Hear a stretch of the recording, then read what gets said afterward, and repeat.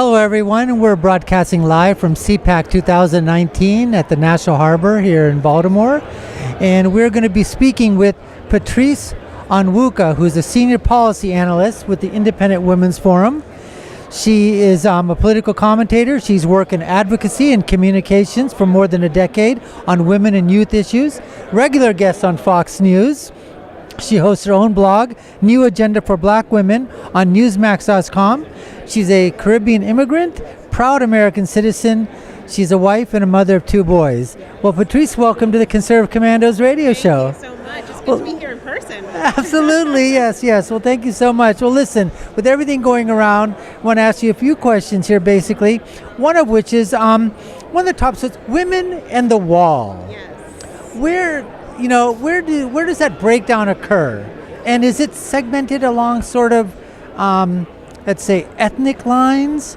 Or is it just all one sort of demographic all put together? Well, generally women are not a monolith, so they're going to think differently about different issues. But when we talk about border security, women want to see it. And when you look at even the emergency, the crisis at the border and the president's emergency declaration, a plurality of women actually support the president on this, which is really interesting. You're not hearing that in the news. Rasmussen just found that 50% of suburban women support the president when it comes to the emergency declaration. So, women look at the border and they look at the not just illegal crossing, but the human costs, the human trafficking, women, kids who are being taken advantage by smugglers, drug smuggling, all of those things that are coming across our borders. And they're saying, it's time for us to deal with. It's time for our leaders here in Washington to deal with this issue. President Trump is the first president who's willing to take it on as an issue, and so I think you're going to see increasing numbers of women start to be vocal about it.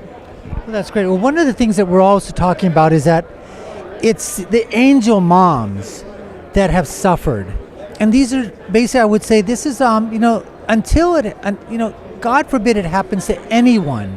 And these are horrific, horrendous acts that have occurred. And I'd say that the bloodstains have been because of the government officials, both parties, Republican and Democrat, that have allowed, illegal aliens to sort of come across our borders and to commit these heinous acts. So one of my questions is that, how does, for example, in terms of, where women in security and border issues, where is that sort of falling upon, let's say, for Latino women and for Black women as well? So I think the Black and Latino women, I think they're probably maybe a little bit less supportive than generally white women when it comes to border security. But I think everyone recognizes that we need to have safe communities. We need to have safe neighborhoods. And you brought up the angel families, those moms who've lost their kids. I think that's the unreported story. I mean, when we talk about being a nation of laws, but also of compassion, it's nice to be compassionate for immigrants. And by the way, I'm an immigrant and I'm a naturalized citizen. I came here legally. We did it through the right way. And so you can be compassionate for people coming to this country who just want opportunity or who may be fleeing violence, but you also have to have compassion for those people who suffer the consequences of bad policy, particularly at the state and local level, that welcomes people who are here to do wrong things, people who are here who are murderers, people who have been deported before and because of loopholes are able to come back in or stay here without being apprehended. And I think you're right. I think that's flown under the radar. And if we want to be compassionate, let's be compassionate for American citizens and also for communities that are here legally who are taken advantage of by people who are violent coming across our border. And I think that one of the reasons why it's been so underreported is because this is happening to what you call like your average normal citizen.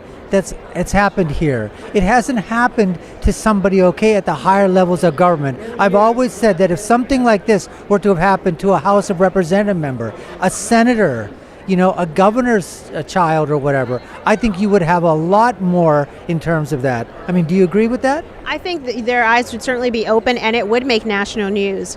Think also about the immigrant communities as well.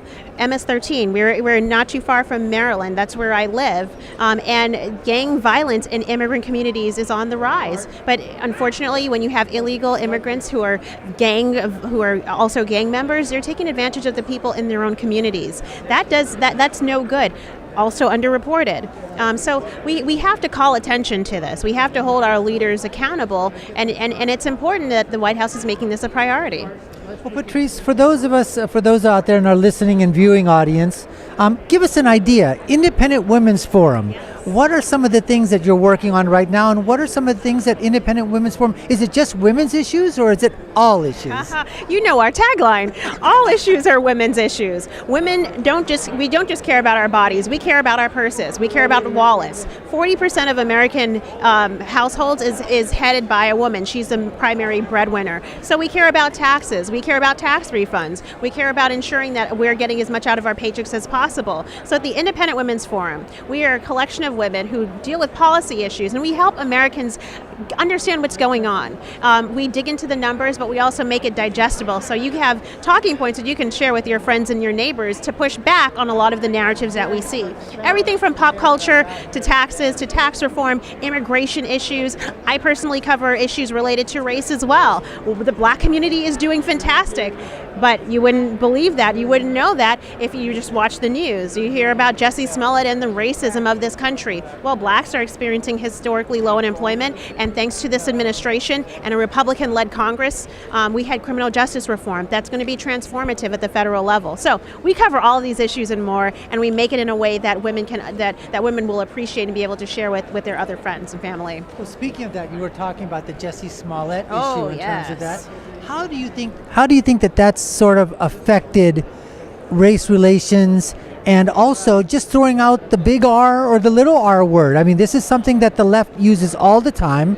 What do you think the effect of now is this is going to have in the left stream media, what I call the Democratic State Party controlled media, the alt-left media? How do you think it's going to play out, or do you think that this story will die down? They'll just sort of, shove it under the rug, so to speak, and it'll be business as usual? It's gonna die down. It's gonna be shoved under the rug, as you mentioned. Interesting. Gallup last week looked at what Americans feel about race relations.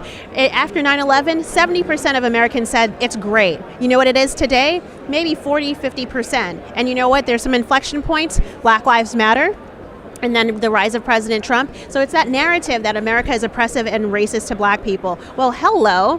Actually, black people are doing quite well as a group. And I mentioned criminal justice reform. That's going to be another issue that's going to be helpful to black communities. But when you've got hoaxes and stories like this, the media latches onto it because it promotes that narrative. We have to do our part as conservatives to push back and say, no, actually, these are the numbers. This is what you're experiencing in real life. Don't buy the fake line. That's so true. I mean, this administration, this President Donald Trump, has done more for individual. I mean, we talk about the left with identity politics, and unfortunately, they always say perception is reality, and sometimes you've got to fight the fight with the wordings that the other side uses. But this administration has done so much in terms of, like you said, for Latinos, the unemployment rates, that just basically record unemployment rates, in terms of employing them. Same thing for black Americans, and I would dare say, any other ethnic group that's out there as well. So that's underreported. So intentionally, and even I would say for some of the stations, that would think would be leaning conservative, leaning right. They always have the but. So, so what other issues is, well, you know what? They're telling me here that we've got to wrap this up.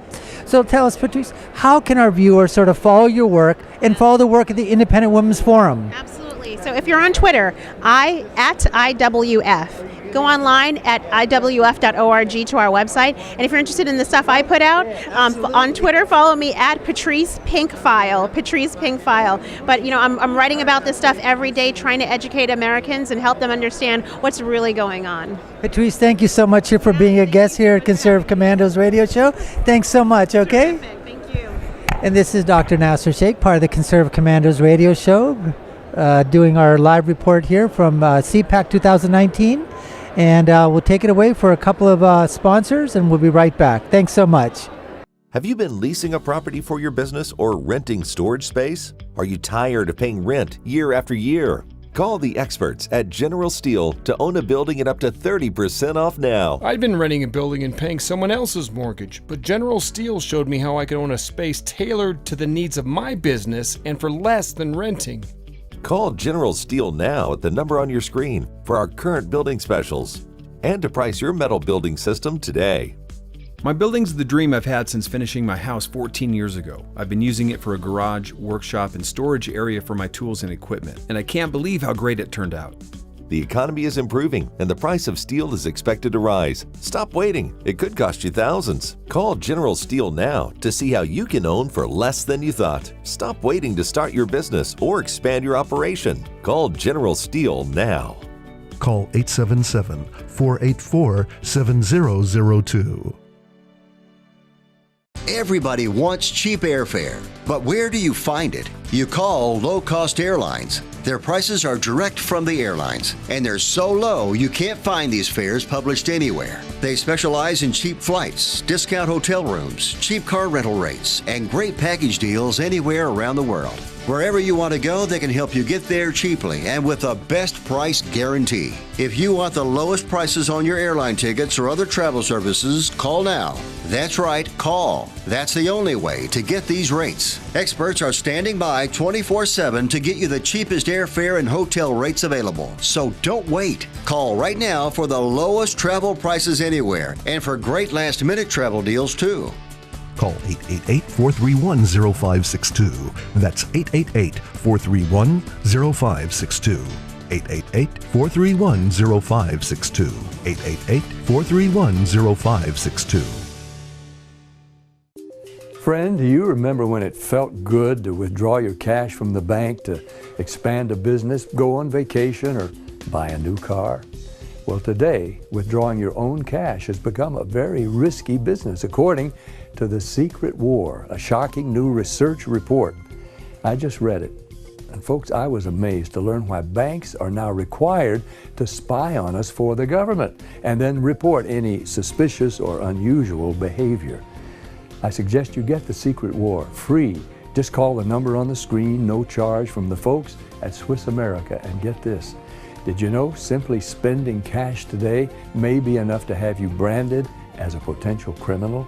That's right. The new war on cash is really a war against all freedom-loving Americans. The Secret War is yours free, so call the number on the screen and you can tell them Pat Boone gave you the number. My healthcare costs were going to double this year. Doubled. Doubled. It was down to healthcare or my student loans. I found a better way. It's neighbors helping neighbors. Liberty Health Share. It's freedom from insurance. At Liberty Health Share, we support each other and keep health costs down. We're changing the way you're paying for health care. This is the way it should be. We're all in this together. We're changing the way you pay for health care. The movement to help each other is growing. Liberty Health Share. This is the way it should be. This is how I make a difference. Healthcare costs are skyrocketing. The third-party pay system is the culprit. It's taking money out of our pockets. Liberty Health Share has solved that issue by being self-pay patients sharing our medical bills. Liberty Health Share is a grassroots movement all across America where people are abandoning the insurance model and instead are meeting each other's costs in community with one another. I'm Rick Manning here with CPAC at CPAC for Conservative Commandos Radio. You know, we've had a lot of interesting guests here from CPAC, and probably somebody who I've known as long as almost anybody in Washington, D.C. Is a guy named Tom Pyle.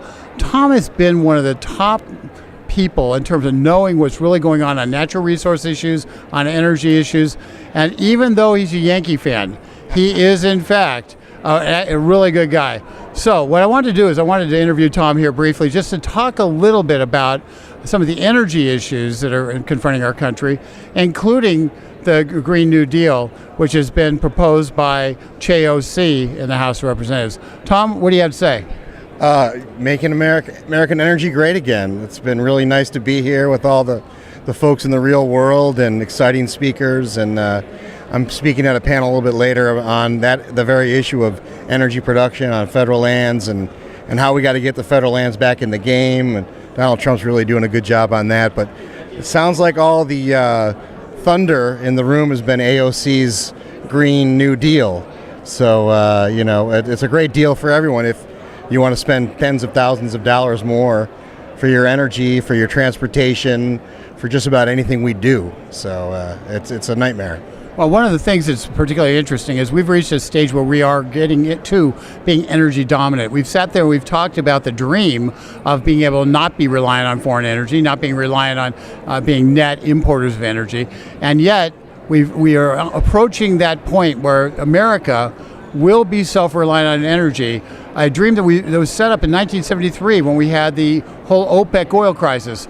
And we get there, and we have now the Democrats are saying, no, we want to destroy that. Absolutely. How stupid is that? Well, think about it like this. In 2008, we were drilling about 5 million barrels of oil a day. Today, it's approaching 13 million barrels of oil. In 2008, we were paying $4 a gallon for gasoline.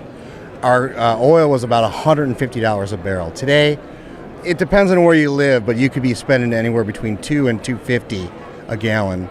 Oil is hovering around $60 a barrel. How did that happen? We drilled our way to lower gas prices. I didn't think we could do that. I was told by a former president that we can't drill our way out of this problem. What, you're telling me he was wrong? He was dead wrong. And here's the deal. We did it because the federal government and the green left and the environmentalists and the former president for which you referred to couldn't get at our private and state lands. All of this production has taken place in North Dakota, Texas, Pennsylvania, places where we don't have a lot of federal land. They couldn't get at it. Now, what were they successful in doing? Practically shutting down oil and gas production on federal lands. Can you imagine how much more we would be producing if we were having the federal lands, which are our lands, by the way? We pay for them in the game as well. We would be probably even doing way better still than we are. And the key here is the green left does not like using these resources, because when we use them, we have better quality of life, we have mobility, we have access to a lot more resources than we would have had. And oh, by the way, they keep talking about how they're so bad for the environment. Our pollution is down in that same time frame. So it is a green manifesto for socialism, not a Green New Deal. The environmentalists in the previous administration tried to shut it down and they couldn't. And President Trump is trying to get the federal lands back in the game. And his Secretary of Interior, Ryan Zinke, who started out the process, and now Dave Bernhardt is going to do more to get those federal lands opened up. Well, that's one of the interesting things to me. We have a system which is President Barack Obama wanted to increase gas prices sufficiently to force people into electric vehicles and green vehicles. That was his stated objective. And yet, the ultimate irony is the market actually then caused something really strange to happen. What did the high oil prices under Obama that were largely mandated by his policies, what did that actually cause to happen to the market? So the drillers, the independent producers in this country, and by the way, they're independent producers. They're not state-owned oil companies like in Venezuela and like Mexico.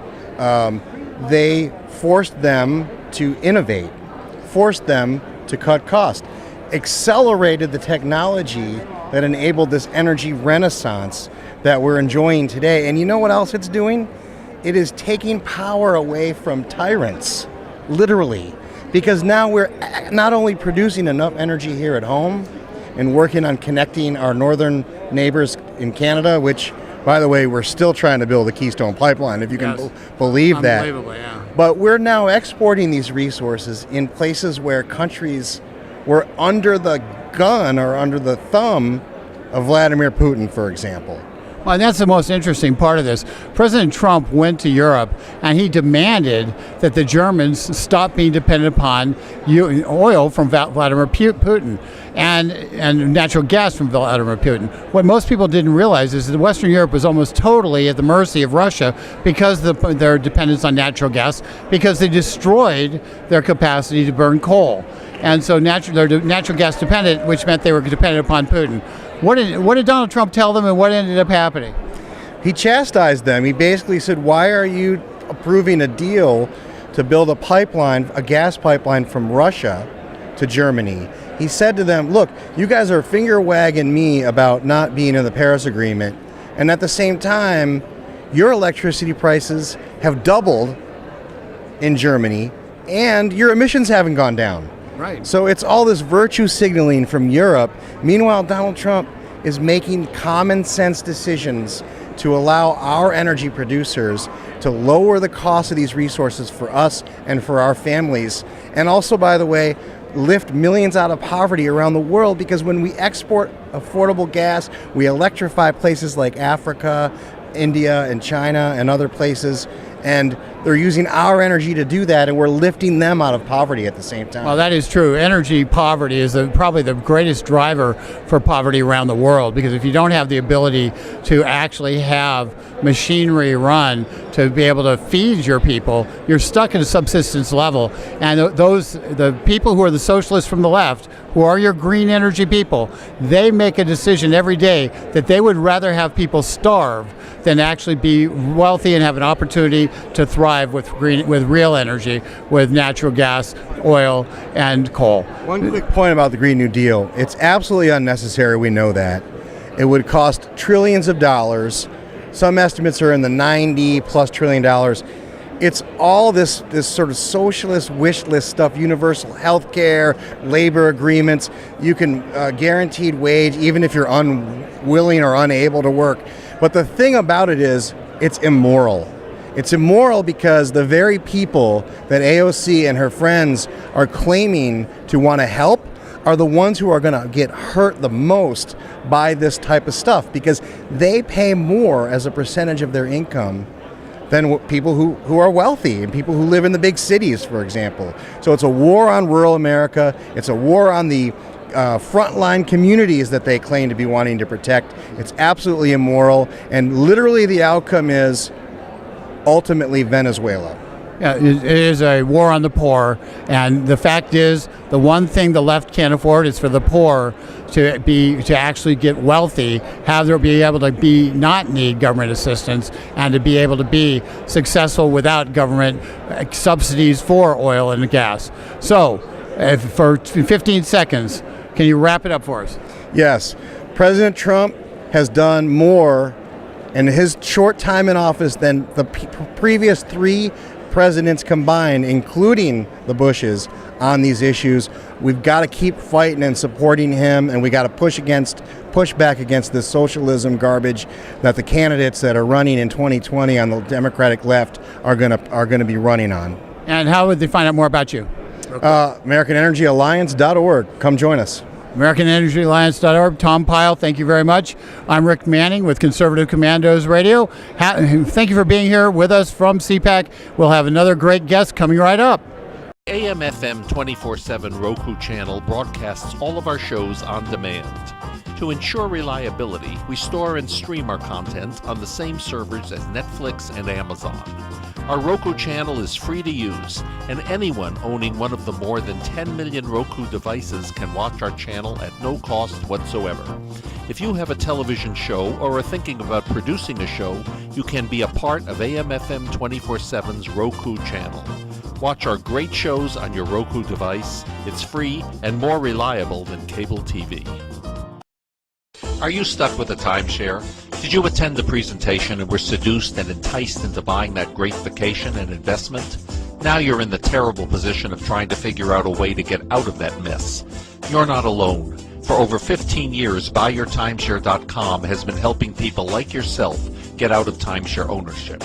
The fact is, there is no resale market. Unscrupulous telemarketers call you and say they have buyers waiting, and the next thing that happens is you give them hundreds of dollars for an ad, and you'll never hear from them again. Another fact is that an identical timeshare to yours is being offered on eBay for $1, and no one is buying it. If you want out of your timeshare, I urge you to go to BuyYourTimeshare.com or call them at 877-94-HELP-ME. That number again is 877-94-HELP-ME. BuyYourTimeshare.com. That's BuyYourTimeshare.com. 877-94-HELP-ME. Dish TV is better than cable TV. Here's why. Dish has the nation's lowest TV price, along with an award-winning DVR that can skip commercials, record 8 shows at once, and get access to thousands of movies at your fingertips. cable simply can't even compare. So the smart choice is to cut the cable and get Dish. Plus, you get all these great TV features, free HD DVR upgrade, free installation, and free movie channels. Say goodbye to cable and get more with Dish TV. 877-290-7764, 877-290-7764. As an added bonus, you can switch to Dish now and receive a $50 Visa gift card. So call now and get Dish TV. Call 877-290-7764, 877-290-7764. That's 877-290-7764. Limited time offer, 24-month commitment and credit qualification required. Cancellation fee, monthly equipment fees, and other restrictions apply. Promotion can change at any time. My healthcare costs were going to double this year. Doubled. Doubled. It was down to healthcare or my student loans. I found a better way. It's neighbors helping neighbors. Liberty Health Share. It's freedom from insurance. At Liberty Health Share, we support each other and keep health costs down. We're changing the way you're paying for health care. This is the way it should be. We're all in this together. We're changing the way you pay for health care. The movement to help each other is growing. Liberty Health Share. This is the way it should be. This is how I make a difference. Healthcare costs are skyrocketing. The third-party pay system is the culprit. It's taking money out of our pockets. Liberty Health Share has solved that issue by being self-pay patients sharing our medical bills. Liberty Health Share is a grassroots movement all across America where people are abandoning the insurance model and instead are meeting each other's costs in community with one another. Hello and welcome back here to the Conservative Commandos radio show and TV network as well. We're broadcasting live from CPAC 2019 at the Gaylord National Convention Center in Baltimore, Maryland. I happen to be one of your hosts. My name is Dr. Nasser Sheikh, and our guest today is Mr. Dale Wilcox, who happens to be with the Immigration Reform and Law Institute. He's the executive director and general counsel for them. Dale, welcome to the Conservative Commandos radio show. Thank you for having me. Well, great. Well, you know what? I guess they've given me something here that you want to talk about, and it's something that's near and dear to my heart because I am a second-generation American born here, but my parents came here legally back in the late 60s or whatever. So immigration now is obviously this, it's always been a topic, but obviously in the last couple of years, it's touched a lot of buttons, both good and bad or whatever. So this article that you wrote, I mean, this is amazing. Sanctuary state, California, failed to honor over 5,600 ICE detainers. Can you give our listening audience and viewing audience an idea what exactly is an ICE detainer and why is that so important and what are they doing with them? Sure, absolutely. Anytime anybody's booked into a jail, American citizen, illegal alien, whatever, you're fingerprinted at the time of booking. Those fingerprints are sent to the FBI. The FBI sends it over to the Department of Homeland Security. Homeland Security sends what's called a detainer request when they find an illegal alien to the local county sheriff saying, please hold that individual for 48 hours. We're coming to get them so that we can deport them. So what our investigation found was over a 2-year period, California law enforcement agencies have ignored 5,600 ICE detainer requests. Over what period is that? That was over a 27-month period, so basically all of 2016 and 17. And California's new sanctuary statewide law just went into effect January 2018. So that number certainly has shot up since then. And what's most egregious about this, 3,400 of that number were level 1, level 2 threat assessments by ICE. We're talking about people who have committed murder, kidnapping, sexual assaults, and whatnot. So California law enforcement agencies are releasing criminals back out onto the streets. Okay, so this is something that whenever you're at a dinner, you're talking with friends or colleagues, and they say they're not releasing, how they've been arrested. So my question I ask is, so they've been arrested. Yes. They've been detained. They're in a jail. How are they being released? I mean, are we talking within days or weeks? How are they being released? Yes, sure. Anytime they are eligible for bond, and most people are able to bond out unless obviously you've committed the most heinous, you're a serial killer, or there's some reason you can't bond out. Most people bond out. Well, see, sheriffs are not holding them. Once they're eligible to bond out, they post bond, they walk out the door. Also, on their own recognizance, I suppose. Well, if they've posted money, whatever they've posted, but then they disappear into the interior. They're not going to show up. And then also you have the situation where people have served their time and ICE submits a detainer, hey, let us know when that individual is going to be released after they've done their time so we can be at the jailhouse to pick them up. And California law enforcement agencies are ignoring that request also. And this has real consequences. As we saw last week in Napa County, I don't know if you've seen the video of the illegal alien who took a shot at a deputy sheriff out in Napa. And thankfully, she was not killed. She was able to unload her gun, pull her gun out and unloaded it into the alien, and he did not survive. But that's usually not the case. Back Christmas of last year, you had a police officer killed, Newman, California police officer killed. He was also had been through the system, and ICE had never been contacted. He killed the police officer, or allegedly. He might still be going through the court proceedings. We'll say allegedly killed the police officer.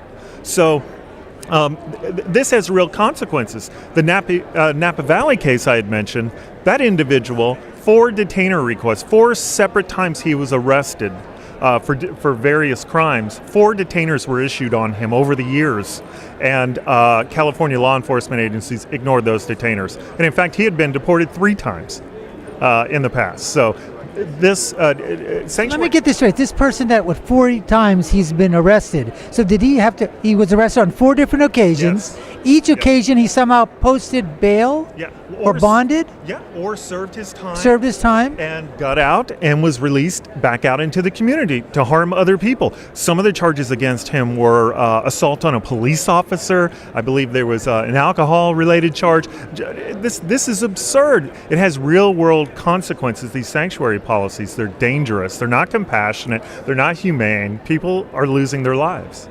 And the thing is that and I was just speaking with someone else on a previous interview, and I said, this is happening usually to what we say, just an ordinary, flyover America, ordinary, hardworking Americans, angel moms, angel dads, just like you talk about the police officer Singh, I believe, Christmas Day, family, no one's going to know about it. And until this, you would never want this tragedy, this horrific, these murders, these heinous acts to occur to anyone.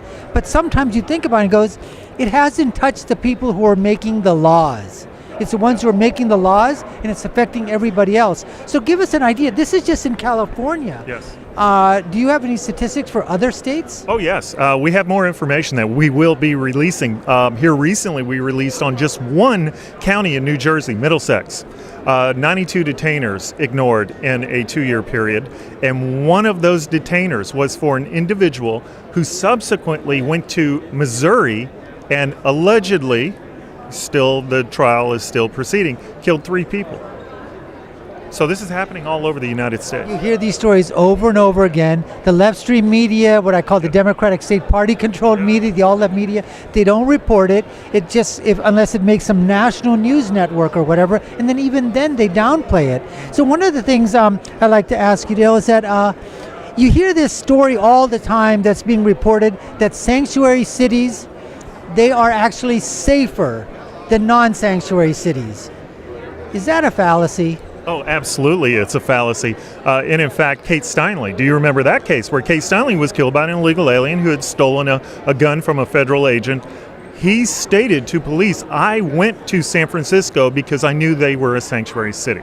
So sadly, these sanctuary policies prey on the most vulnerable, and they prey on legal immigrants. Legal immigrants don't want these criminals released back into their communities. My wife is an immigrant. She's from Brazil. So she's astounded that people would want to release criminals back out into the community. They left countries where it's unsafe to walk around on the street, and that you have these thugs out there. She doesn't want them here. So give us an idea, what else are you working on at Immigration Reform and Law Institute? What other things are you doing besides just wondering about what's happening with these ICE detainers? Sure. This is, my organization is principally a not-for-profit law firm. So we've been very busy defending the president's policies all around the country. And in fact, we're filing a brief next week in the Supreme Court in the census case. You know, Trump wants to put the citizenship question back on the census that has existed since 1820. He was challenged. A court enjoined him from doing so. Now it's in the Supreme Court. We're involved in all the sanctuary city cases where the United States has sued California because of its law. We're involved in the DACA cases. We have plenty to do. There are plenty of lawsuits. The National Declaration of an Emergency last week. There were 5 lawsuits filed in a weekend. So we principally go around the country representing America First immigration policies in court. Listen, we're here at the CPAC 2019. We're here with Dale Wilcox, and he is the Executive Director and General Counsel for them. Dale, let everyone know how they can sort of follow your work, follow more work at the Immigration Council. Yeah, sure. We maintain a website. It's irli.org, and we're on Twitter at Early Law, IRLI Law.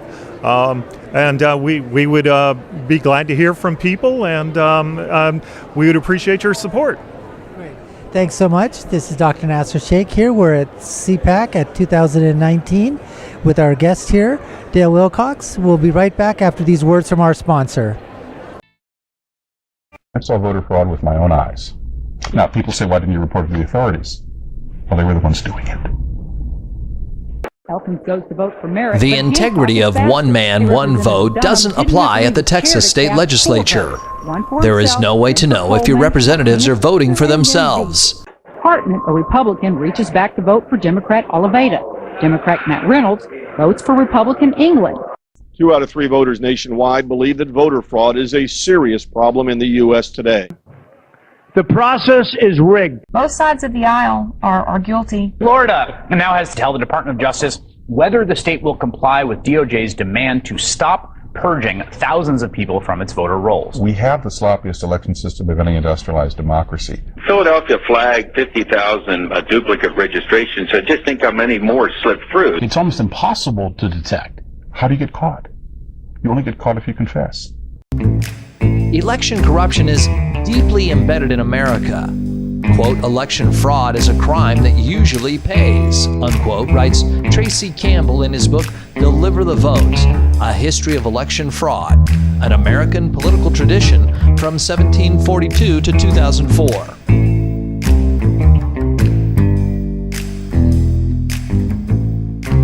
In 1742, the first Prime Minister of Britain in the American colonies, Robert Walpole, was forced to resign. We have a right not to have our vote canceled out by someone who shouldn't be voting, someone who's an illegal alien, someone who's a felon not eligible to vote, someone who doesn't exist. If they vote, they cancel your vote out as much as if you're prevented from voting.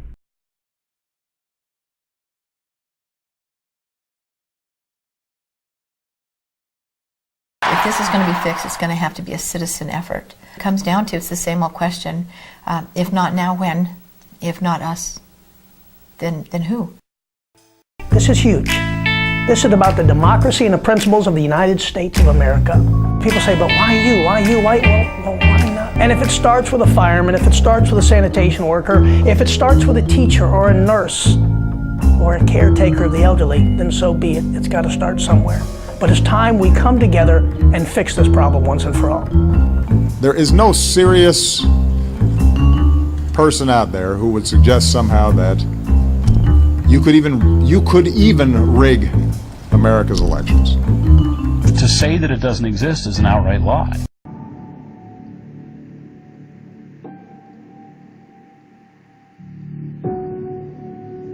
Serious allegations of voter fraud, the claims raising questions about the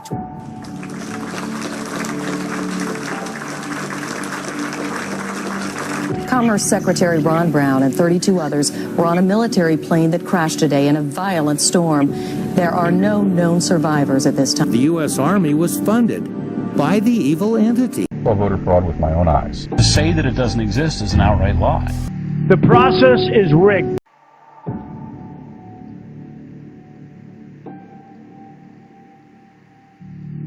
People died fought for the right to vote. It's too late. So it's incredibly important now say, not on our watch.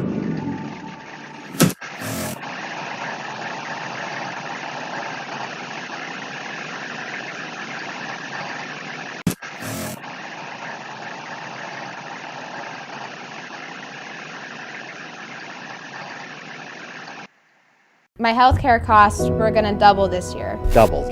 Doubled. It was down to healthcare or my student loans. I found a better way. It's neighbors helping neighbors. Liberty Health Share. It's freedom from insurance. At Liberty Health Share, we support each other and keep health costs down. We're changing the way you're paying for health care. This is the way it should be. We're all in this together. We're changing the way you pay for health care. The movement to help each other is growing. Liberty Health Share. This is the way it should be. This is how I make a difference. Healthcare costs are skyrocketing. The third-party pay system is the culprit. It's taking money out of our pockets. Liberty Health Share has solved that issue by being self-pay patients sharing our medical bills. Liberty Health Share is a grassroots movement all across America where people are abandoning the insurance model and instead are meeting each other's costs in community with one another. Welcome back to the Conservative Commandos. This is George Landreth, and I'm here at CPAC 2019. As you can see from the traffic behind us, the noise you hear, the ambient noise, you can tell we're not in a studio.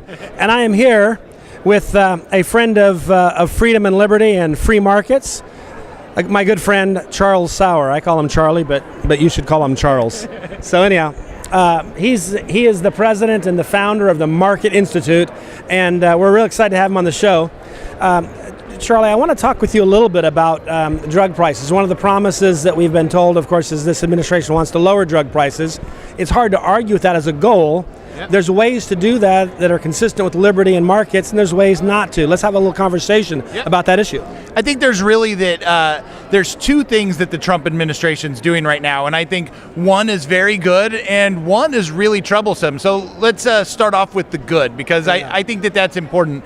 So when you look at drug prices, the patient is not often the payer. And so that's one of the things that the Trump administration is dealing with, and that is pulling the middlemen out of the drug pricing arena. And we just saw a regulatory suggestion, and where hopefully this becomes law and actually makes it through, where they're going to switch the way that currently pharmacies can get reimbursements for giving you drugs and selling you drugs. And what they're doing, if we look at Novo Nordisk came out with a blog post on this, and it was one of the most open blog posts from a public company I've ever seen. But they said, look, we take full responsibility for the list price of the medicines, but let's look at how much we're making. And they show a flat line at the bottom of the graph. And then they say, but let's look at the price, because the list price keeps going up, and it's going up in an unbelievable manner. And that's because more and more people are crowding their way into the middle of this transaction, and it's problematic. So we see insulin prices skyrocketing, but yet Novo Nordisk's price is flat. And so the problem here again is the mob mentality. They're coming in and they're holding up the drug companies because patients need these drugs, and the only way through them is through these middlemen. So the Trump administration's trying to deal with that, and they're trying to get the reimbursement back to the patient so that they have it. So reimbursements themselves are bad. You don't have different, when you go buy a candy bar, you don't get a reimbursement from somebody else. But the fact is if you have a system that's broken, you have to take baby steps. And so I think that that's a good start. On the other hand, we have this international pricing index.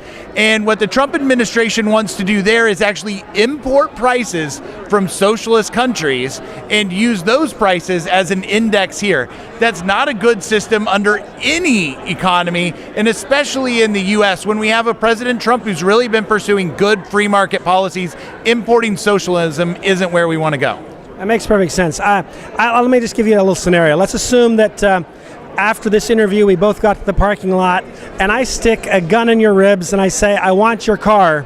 Here's $20. You know, and so you give me your keys, here's and the car. I give you $20, and I walk away. And when the police pick me up tomorrow afternoon for stealing your car and accosting you with a gun, my defense is I bought it from you. I think that's what they do in Europe, basically, to our drug companies. Is that a fair comparison? Yeah, it's called compulsory licensing, and a lot of these countries, they don't even have to actually compulsory license. Just as you might not have to pull your gun out to steal my car from me, you might be able to look at me in the parking lot and say, look, I've got a gun in my pocket. I'm going to pull it out if you don't give me your car. And I might still hand you my car keys. Particularly if you've seen me, I have a track record of doing this, which in many of the socialist countries do. So it's not like some theoretical bluff. You actually know they do, in fact, have the gun in their pocket.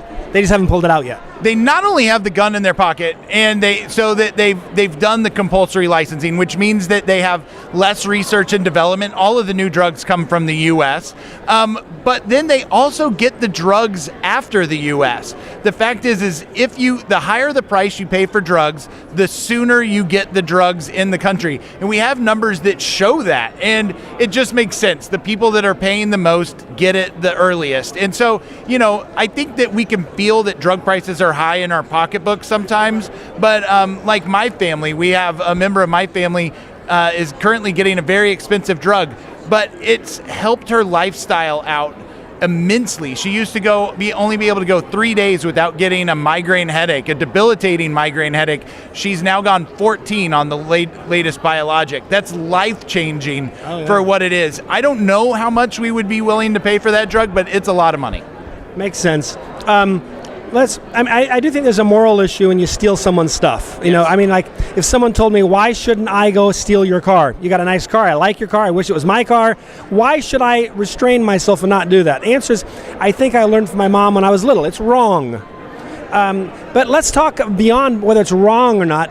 Why is it a bad idea to steal drugs from drug companies to lower the price? And why is it not in our best interest? Well, that's the idea of, is greed good? And greed necessarily isn't good. Profit seeking is good. And I mean, we've talked about this. My book's Profit Motive.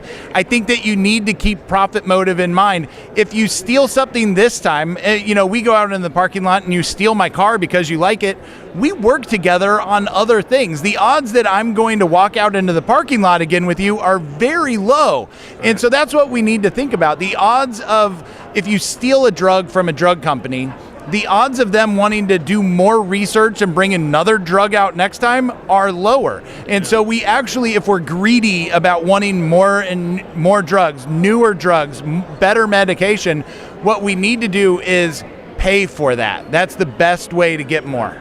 Yeah, there's Christmas trees available every year, and the reason there are is because we buy them. Yep. And I would argue that in America, we are the primary innovator when it comes to medicine, when it comes to even medical devices. They don't do it out in the rest of the world very much. And the reason is because we actually allow people to make a profit finding cures to diseases. I think we got to incentivize that. I mean, I think the iPhone and all the new, smartphones are awesome. If we said, let's steal that and we need to give that away, that'd be a problem because there'd be fewer of those things in the future for us. I think it's a very simple principle.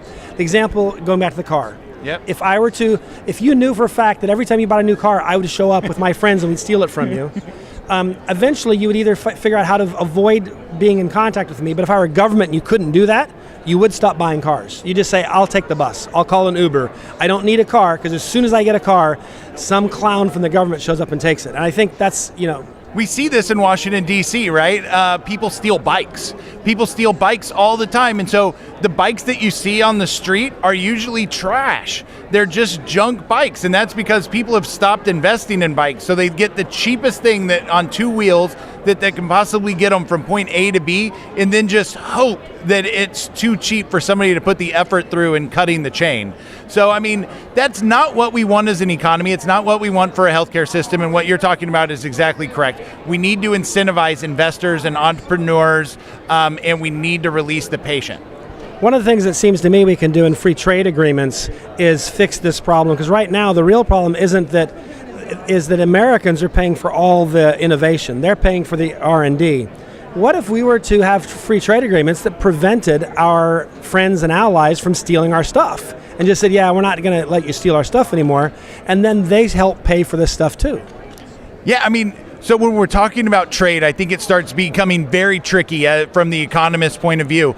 But one of the things that the Trump administration did right off the bat was threaten the foreign countries that, look, if you are forcing our companies to sell something at below market prices, we're going to come after you and we're going to attack that idea. And I do think that that's something we should look back at. It's something that we haven't talked about enough in the trade talks. We do hear it about in our trade talks with China that intellectual property is one of the more important pieces. I agree with that. One of the things that'll be interesting if we get everyone else to help pay for that R&D, instead of there being less R&D by stealing, there'd be more R&D and lower prices overall as more and more stuff comes out. Yeah, absolutely. Well, our time's about up, but Charlie, tell our listeners, our watchers, how they can follow the work that you're doing at the Market Institute and social media, whatever it is. Well, we have a Twitter account at Market Institute. I have also at Charles Sauer, that's Sauer. And then, of course, our website, marketinstitute.org. And my book, Profit Motive, can be picked up at Amazon and Barnes & Nobles across the country. And Profit Motive is a good book, by the way. I've read it. I enjoyed it a lot. So we've talked about it on a previous show. I recommend it to our listeners. So with that, I'm just going to tell our listeners, you are watching the Conservative Commandos. You're listening to the Conservative Commandos. We, of course, are carried around the globe, but that's on Al Gore's amazing internet. But in the United States, on traditional radio and television, radio on the Conservative Commandos radio network, and on television on the AUN TV network. And thanks so much. We are here at CPAC, special edition of the Conservative Commandos. We will be back. Have you been leasing a property for your business or renting storage space? Are you tired of paying rent year after year? Call the experts at General Steel to own a building at up to 30% off now. I'd been renting a building and paying someone else's mortgage, but General Steel showed me how I could own a space tailored to the needs of my business and for less than renting. Call General Steel now at the number on your screen for our current building specials and to price your metal building system today. My building's the dream I've had since finishing my house 14 years ago. I've been using it for a garage, workshop, and storage area for my tools and equipment, and I can't believe how great it turned out. The economy is improving and the price of steel is expected to rise. Stop waiting. It could cost you thousands. Call General Steel now to see how you can own for less than you thought. Stop waiting to start your business or expand your operation. Call General Steel now. Call 877-484-7002.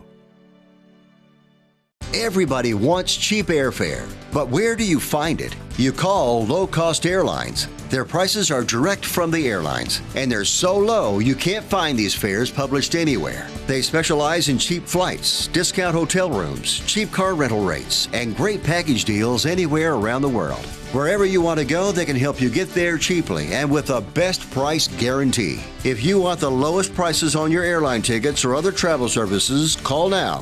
That's right, call. That's the only way to get these rates. Experts are standing by 24/7 to get you the cheapest airfare and hotel rates available. So don't wait. Call right now for the lowest travel prices anywhere and for great last-minute travel deals too. Call 888-431-0562. That's 888-431-0562. 888-431-0562. 888-431-0562. Friend, do you remember when it felt good to withdraw your cash from the bank to expand a business, go on vacation, or buy a new car? Well, today, withdrawing your own cash has become a very risky business, according to The Secret War, a shocking new research report. I just read it. And folks, I was amazed to learn why banks are now required to spy on us for the government and then report any suspicious or unusual behavior. I suggest you get The Secret War free. Just call the number on the screen, no charge, from the folks at Swiss America. And get this, did you know simply spending cash today may be enough to have you branded as a potential criminal? That's right. The new war on cash is really a war against all freedom-loving Americans. The Secret War is yours free, so call the number on the screen and you can tell them Pat Boone gave you the number. My healthcare costs were going to double this year. Doubled. Doubled. It was down to healthcare or my student loans. I found a better way. It's neighbors helping neighbors. Liberty Health Share. It's freedom from insurance. At Liberty Health Share, we support each other and keep health costs down. We're changing the way you're paying for health care. This is the way it should be. We're all in this together. Together. We're changing the way you pay for health care. The movement to help each other is growing. Liberty Health Share. This is the way it should be. This is how I make a difference. Healthcare costs are skyrocketing. The third-party pay system is the culprit. It's taking money out of our pockets. Liberty Health Share has solved that issue by being self-pay patients sharing our medical bills. Liberty Health Share is a grassroots movement all across America where people are abandoning the insurance model and instead are meeting each other's costs in community with one another. Welcome back, listeners, to the Conservative Commandos radio show, coming to you from CPAC and Liberty Health Share's booth. We're here with our special guest, Pete Sepp, who is the president of the National Taxpayers Union, and we're going to talk taxes. Welcome to Conservative Commandos radio show, Pete. Great to be here. Okay, we're going to talk taxes. First of all, let's talk tax reform. Now, we've had almost a year of tax reform. Any difference? There is a difference. The fact is, the economy has been growing much more strongly since tax reform. We're looking at 3% plus economic growth when it was below 2%, and when most people were saying we'd never get above 2%. The unemployment rate is at record lows. Investment in America is growing.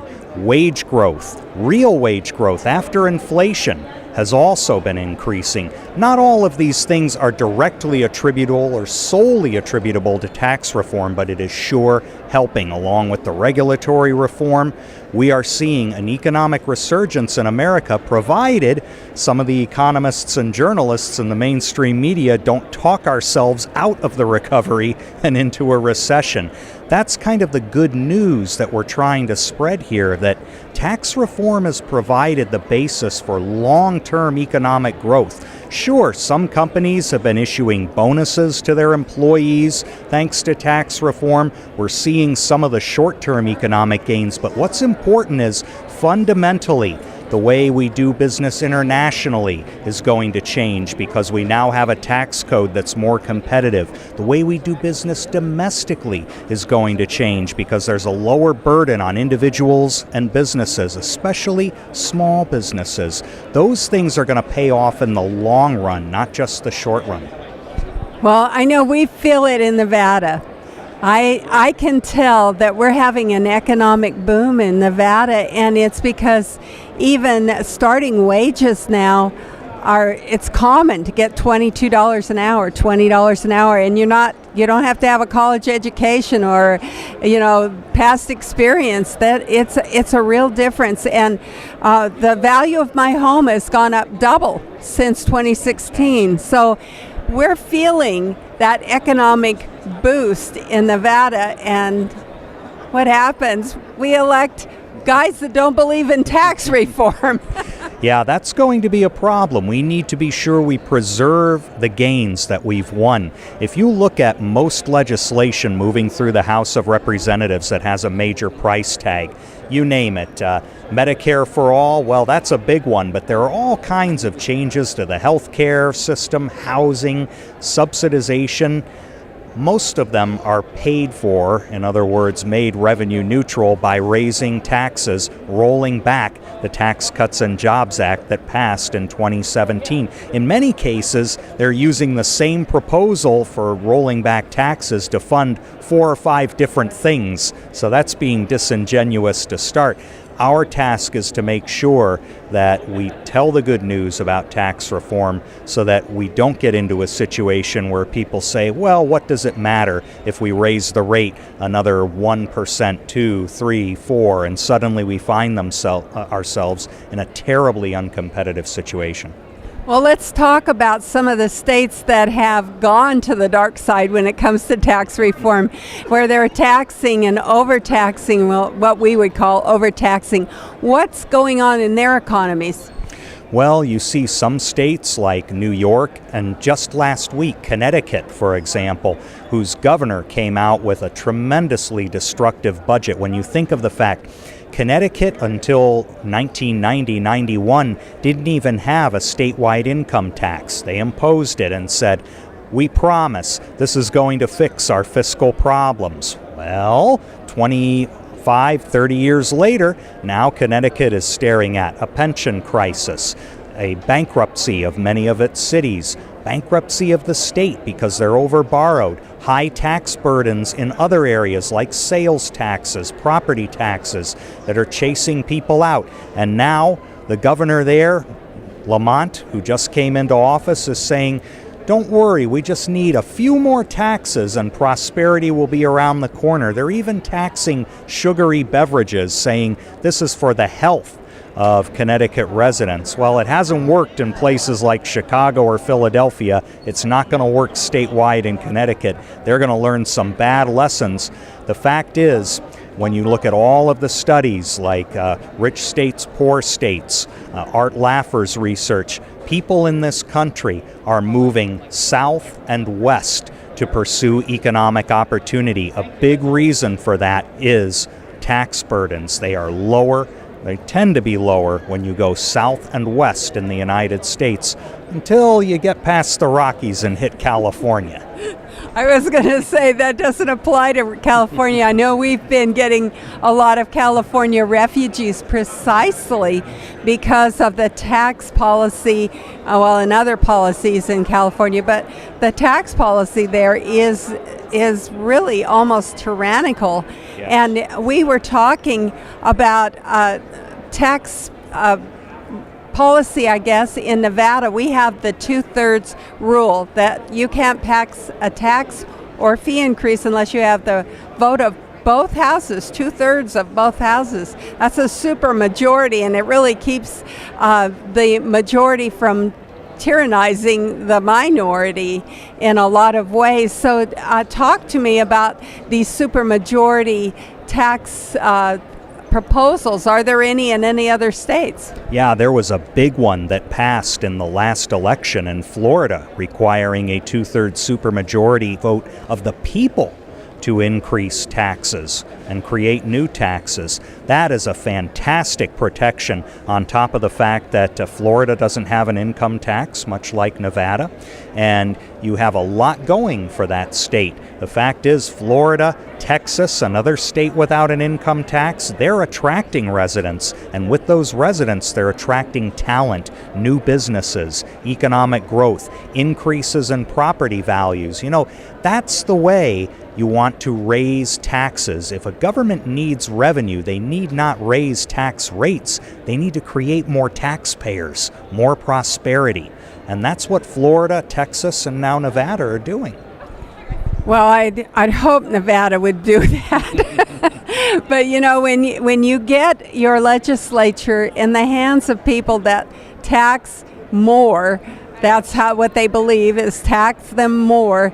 It really does stymie some of the good tax policy that you have, but requiring that the people vote for the taxes when they come around, that is just huge. The problem with the states, of course, is that they're competitive.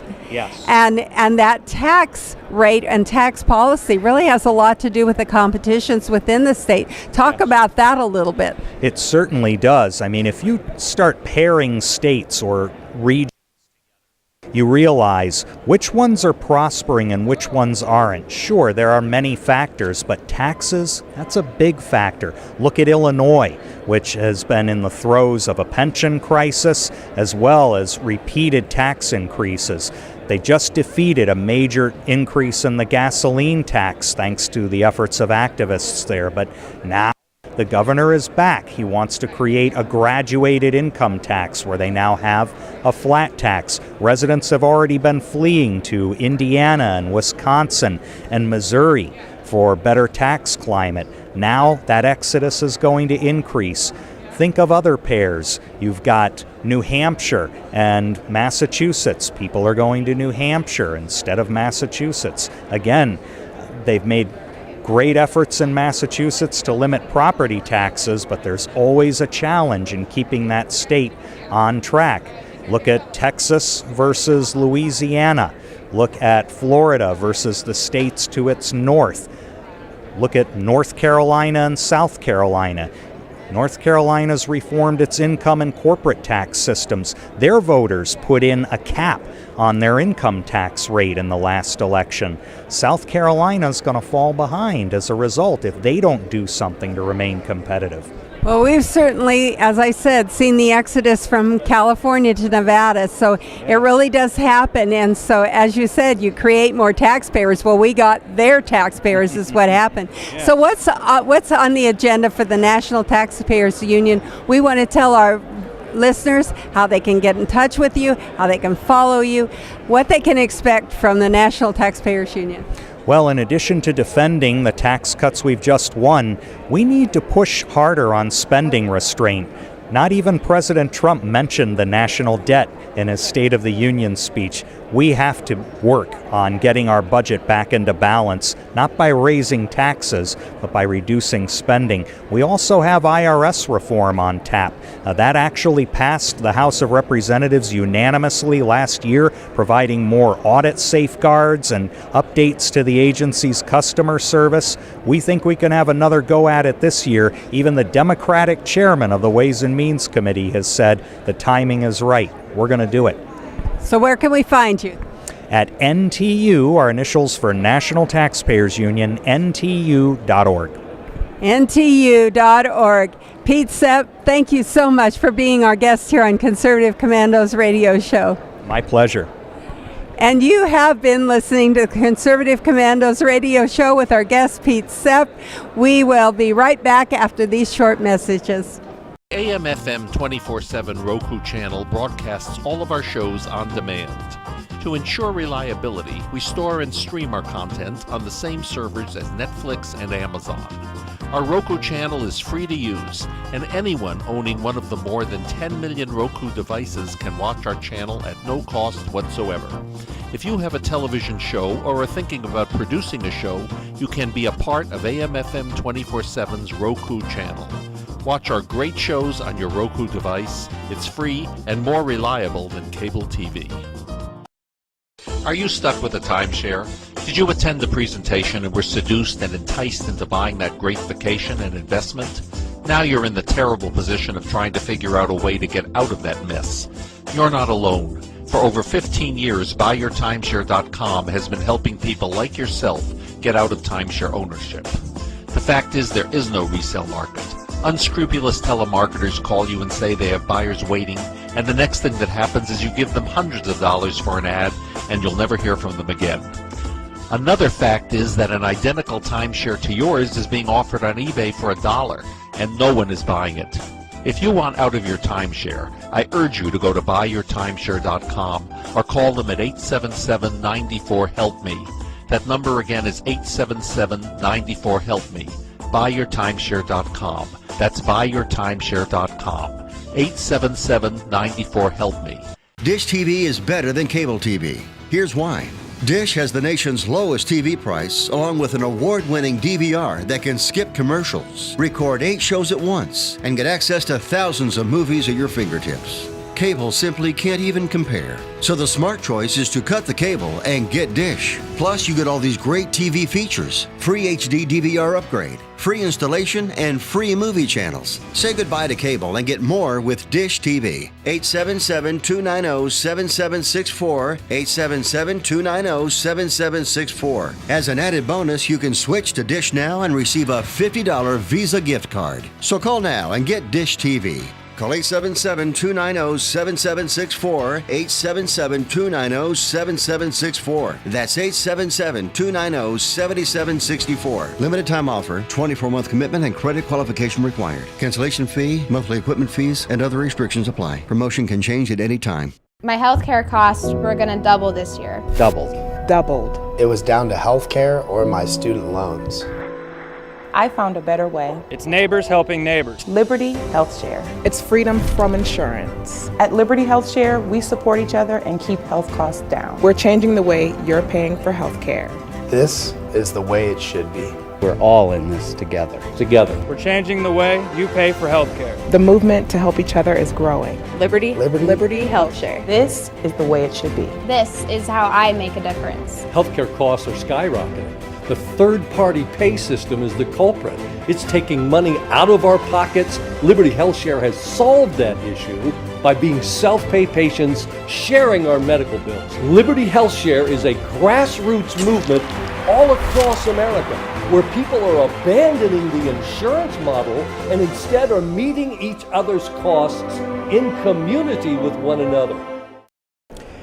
Greetings and welcome to Conservative Commandos Radio and Television. With us today is Sasha Gong.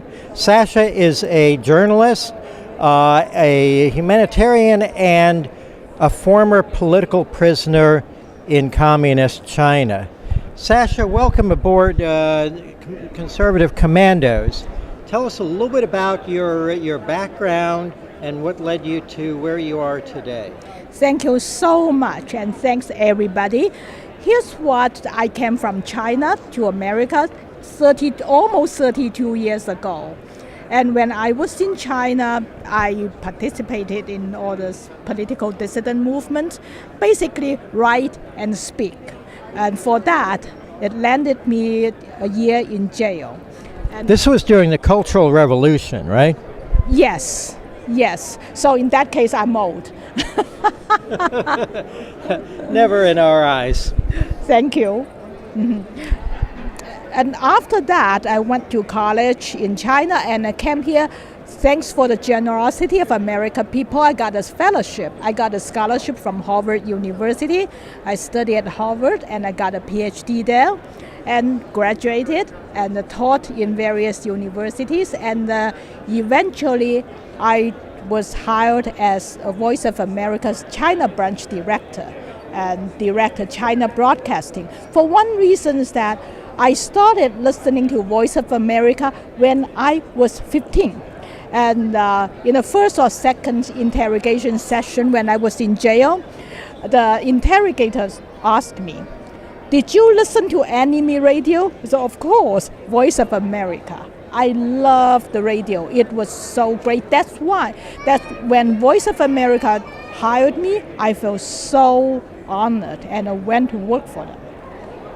Well, you know, that was a wonderful era for both America broadcasting the message of freedom and people behind the Iron Curtain and in Communist China and so many other places. Their only real source of news and information and even facts about democracy and freedom came from listening clandestinely under the covers in bed, perhaps, to the Voice of America.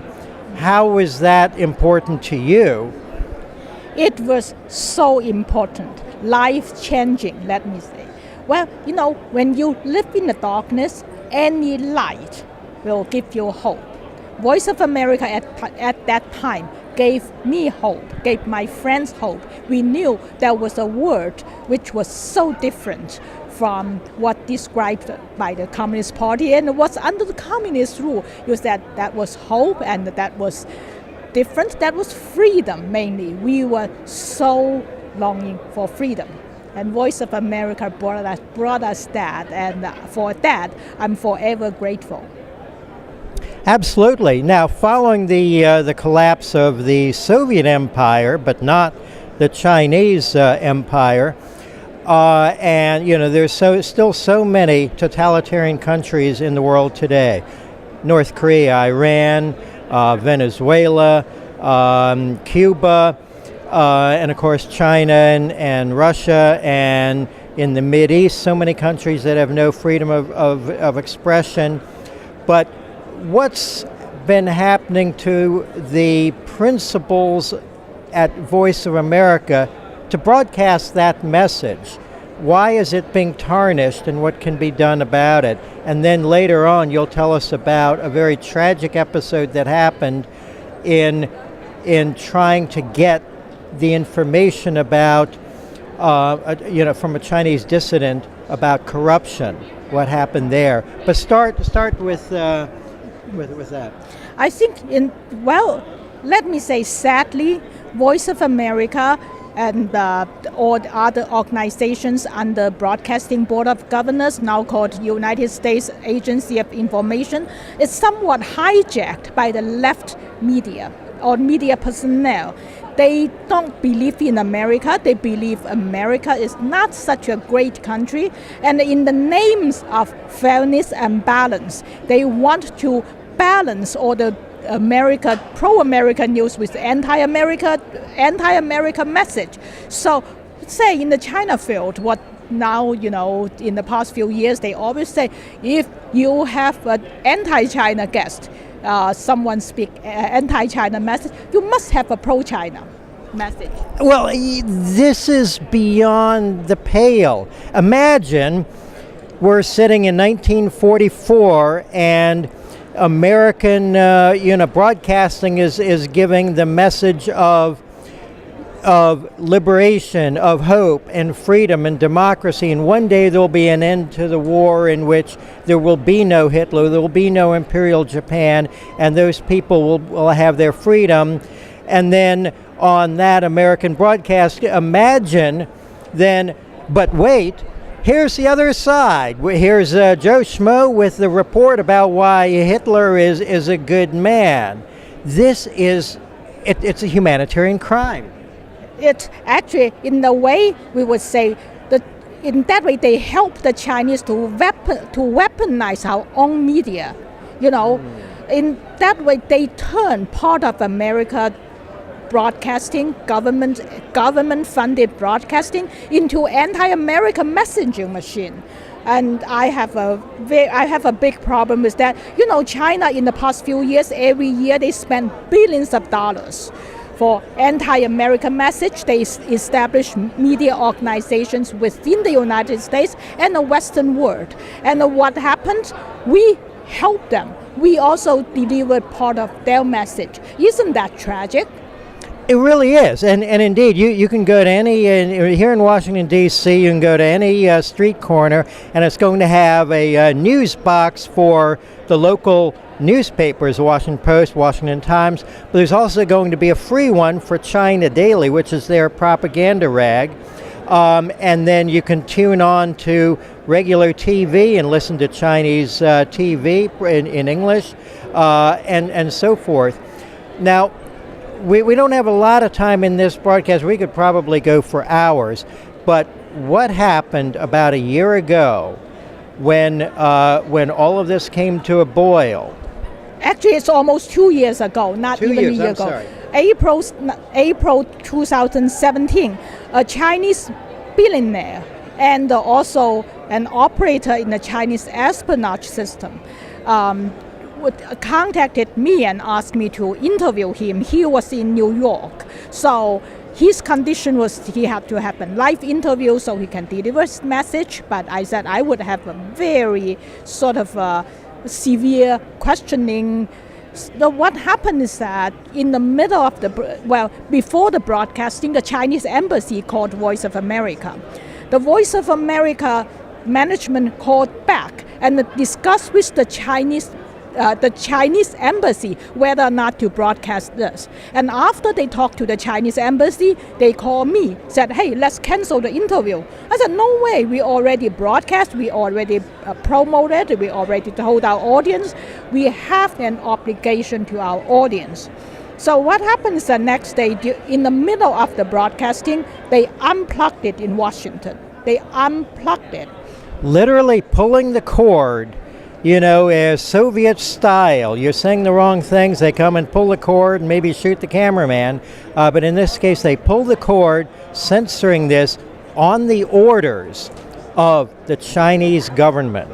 Yeah. I don't know if they took the order, but at least the Chinese gave the order. And what they did was they pulled the plug. And after that, it became a huge debacle. They blamed the broadcasters. They blame you guys are the one who did the broadcast. So eventually they tried to fire me and 4 of my colleagues, 5 people. and so We fast. just got about 30 seconds left, so give us sort of the fast forward from then till now. The fast forward that after almost 2 years of investigation, they actually successfully fired me, but others are still on the payroll. And who's the investigator? Someone, a businessman they invited from Beijing as our investigator. From Beijing. From Beijing, a businessman, pro-China businessman. Yeah. Well, there's one bit of light of hope at the end of this tunnel if the Senate will approve the nomination of the new director. When's that likely to happen? Do you know? I don't know. The Senate has been holding 380 something Trump nominees, and this is one of the nominees. The nomination happened last June, and well, now it's 8 months later, 9 months later. Right. Yeah. Still on hold. Sure. Well, we're out of time for this episode of Conservative Commandos. If people want to read more about what you've written about this, where are some newspapers that you've written articles about this? Wall Street Journal, Daily Caller, Washington Times, and several others. But if they go to bbgwatch.com, bbgwatch.com, they can read a lot of details of this. And this is a watchdog website. Well, thanks so much for being on the show, Sasha Gong, and stay tuned for more of Conservative Commandos. I saw voter fraud with my own eyes. Now, people say, why didn't you report it to the authorities? Well, they were the ones doing it. The integrity of one man, one vote doesn't apply at the Texas state legislature. There is no way to know if your representatives are voting for themselves. Department, a Republican, reaches back to vote for Democrat Oliveira. Democrat Matt Reynolds votes for Republican England. 2 out of 3 voters nationwide believe that voter fraud is a serious problem in the U.S. today. The process is rigged. Both sides of the aisle are guilty. Florida now has to tell the Department of Justice whether the state will comply with DOJ's demand to stop purging thousands of people from its voter rolls. We have the sloppiest election system of any industrialized democracy. Philadelphia flagged 50,000 duplicate registrations, so just think how many more slipped through. It's almost impossible to detect. How do you get caught? You only get caught if you confess. Election corruption is deeply embedded in America. Quote, election fraud is a crime that usually pays, unquote, writes Tracy Campbell in his book, Deliver the Vote, A History of Election Fraud, an American political tradition from 1742 to 2004.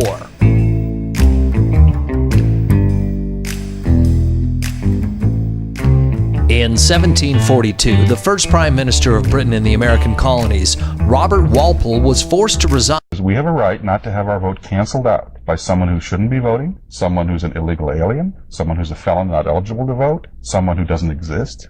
If they vote, they cancel your vote out as much as if you're prevented from voting.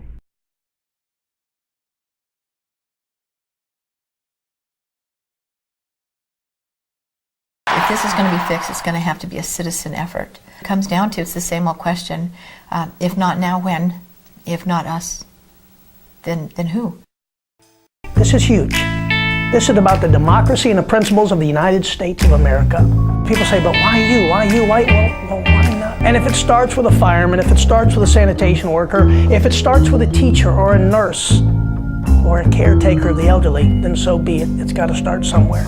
But it's time we come together and fix this problem once and for all. There is no serious person out there who would suggest somehow that you could even rig America's elections. To say that it doesn't exist is an outright lie.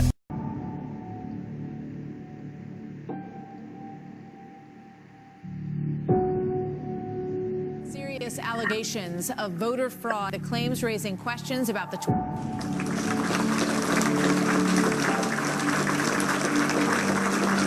Commerce Secretary Ron Brown and 32 others were on a military plane that crashed today in a violent storm.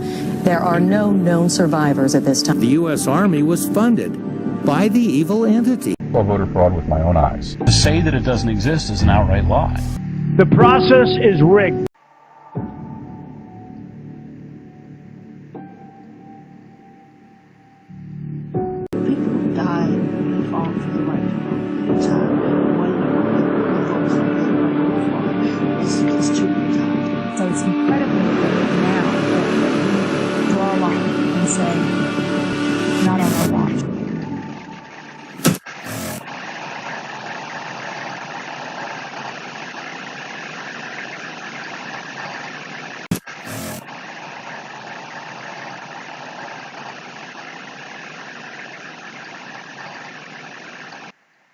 My healthcare costs were going to double this year. Doubled. It was down to healthcare or my student loans. I found a better way. It's neighbors helping neighbors. Liberty Health Share. It's freedom from insurance. At Liberty Health Share, we support each other and keep health costs down. We're changing the way you're paying for health care. This is the way it should be. We're all in this together. We're changing the way you pay for health care. The movement to help each other is growing. Liberty Health Share. This is the way it should be. This is how I make a difference. Healthcare costs are skyrocketing. The third-party pay system is the culprit. It's taking money out of our pockets. Liberty Health Share has solved that issue by being self-pay patients sharing our medical bills. Liberty Health Share is a grassroots movement all across America where people are abandoning the insurance model and instead are meeting each other's costs in community with one another. Well, this is J.D. Menier with Concerted Commandos radio show CPAC 2019, and it's our privilege to be speaking with Congressman, fellow Hoosier, Jim Banks, who is going to speak here soon. So welcome to Concerted Commando radio show, Jim. Great to be with you, and great to be back at CPAC. This is always an inspirational event for me to see so many conservatives, and not just any conservatives, the young faces of the future of our conservative movement at this CPAC event every year. So it's great to be back. And you are one of the rising stars under 40, at least for a few more months. Just for a few more months. I can't ride on the under 40. I turned 40 in July, so at least for a few more months I can ride on that. But a few years ago, back in 2014, I was named one of 10 under 40 rising stars by CPAC. Got to take the intimidating big stage and give a speech in front of the entire CPAC audience. That was one of the highlights of my time in politics so far. Now I'm back today, going to speak to a panel discussion about cyber security issues, and looking forward to taking part in that as well. Well, you're in the House Defense Committee and Labor Committee, as well as the Veterans Committee, and there's been a lot of successes as you being a congressman, and Mike Pence talked about that. Share with us. Well, the last couple of years were really productive. When President Trump started, when I started as a new congressman in the last class, we got a lot done over the past couple of years that you didn't necessarily read about or hear about in the media, and a lot of it was related to our work to better serve our veterans, whether expanding choice for veterans so that veterans can choose the best health care options for them rather than being trapped in a one-size-fits-all VA bureaucracy. President Trump made that happen. A lot of new accountability measures at the VA, a lot there that I'm really proud of. But there's nothing that I'm more proud of this president and Congress accomplishing over the past couple of years than the rapid rebuilding of the American military. It's a lot like what we saw in 1981 with President Reagan. At that point, the nature of the tumultuous threats that we face around the globe and the weakened state of the military coming out of the Obama years demanded that the Congress work with the president to rebuild the military, and under President Trump we did exactly that. Well, and Vice President Pence gave a strong speech, and he lauded the president. It is the greatest investment in our military since Reagan, and you're a big part of that in your Appropriations Committee. That's right. On the House Armed Services Committee, we worked tirelessly with President Trump to boost military spending. I tell folks back home all the time that under the Obama administration, you saw the federal government grow in almost every single area, leading to where we are today with a $22 trillion national debt, except for in one place. You saw about a 20% cut in military spending. We couldn't sustain that, and that's why under President Trump we fought so hard to boost military spending, $700 billion in FY18, $718 billion in the fiscal year 2019 that we're in right now. We have to continue that trajectory, though, because over 10 years we lost a lot of research and development efforts. We fell behind Russia and China in a number of capabilities. Now we're playing catch up, but we're on the right trajectory to do that if we maintain the figures that where we are under President Trump right now. And he wants to get us back ahead with Space Force at the end of this year. That's one key part of it. I mean, I was struck as a new member of Congress about all of the overlapping bureaucracies when it comes to space policy and related to our military interests. The President's Space Force efforts will consolidate those bureaucracies so that we can look to the future at ways that we can keep America safe via our space strategies. So the president has been forward thinking when it comes to that, but forward thinking a lot of other ways as well. Jim, personally, and I know we got to wrap up with the Conservative Commander Radio Show. It's so precious to have time with you. One bill or one achievement that you're most proud of as a congressman here.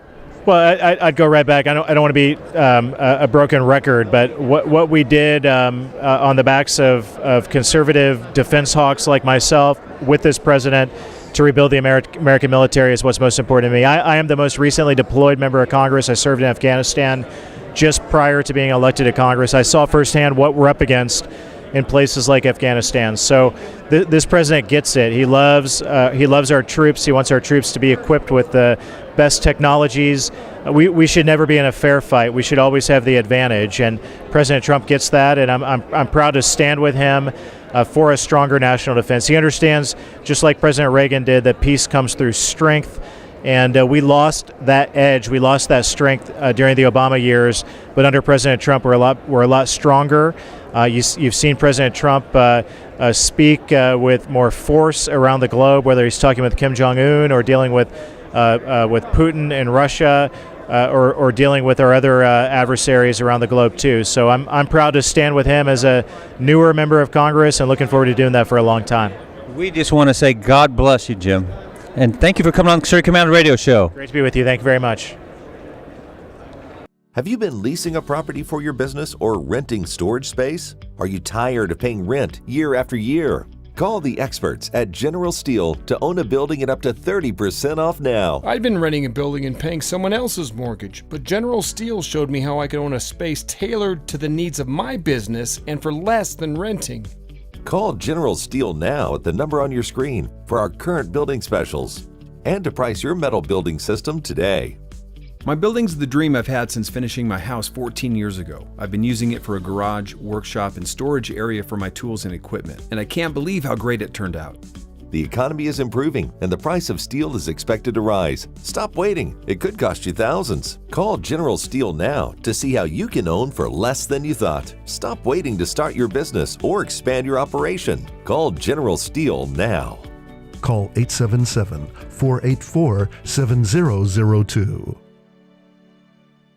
Everybody wants cheap airfare, but where do you find it? You call low-cost airlines. Their prices are direct from the airlines, and they're so low you can't find these fares published anywhere. They specialize in cheap flights, discount hotel rooms, cheap car rental rates, and great package deals anywhere around the world. Wherever you want to go, they can help you get there cheaply and with a best price guarantee. If you want the lowest prices on your airline tickets or other travel services, call now. That's right, call. That's the only way to get these rates. Experts are standing by 24/7 to get you the cheapest airfare and hotel rates available. So don't wait. Call right now for the lowest travel prices anywhere and for great last-minute travel deals too. Call 888-431-0562. That's 888-431-0562. 888-431-0562.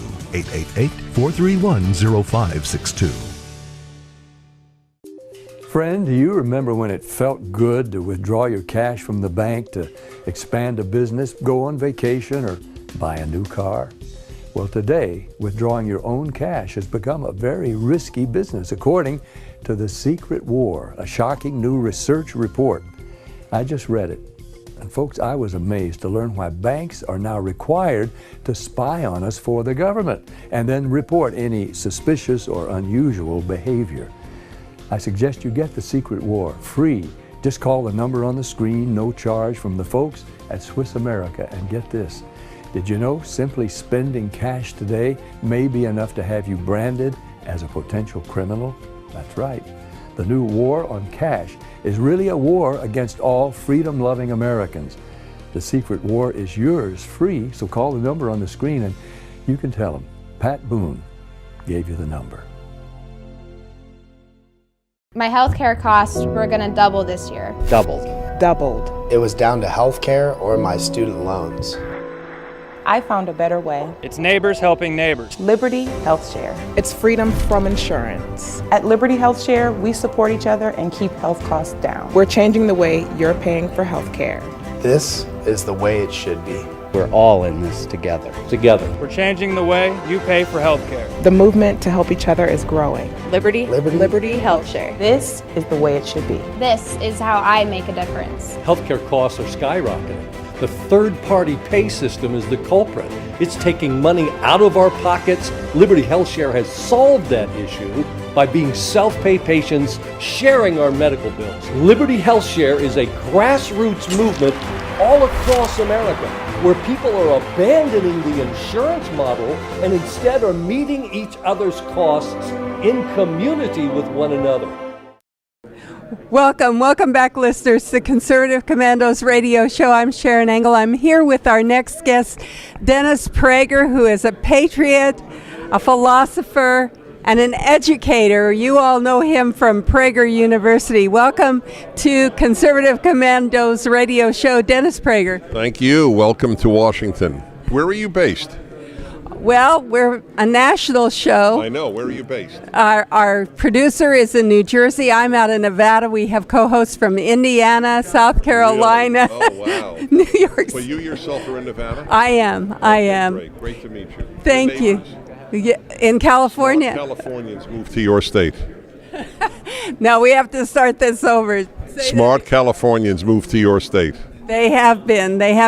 Lots of refugees. But unfortunately, then they ruin it.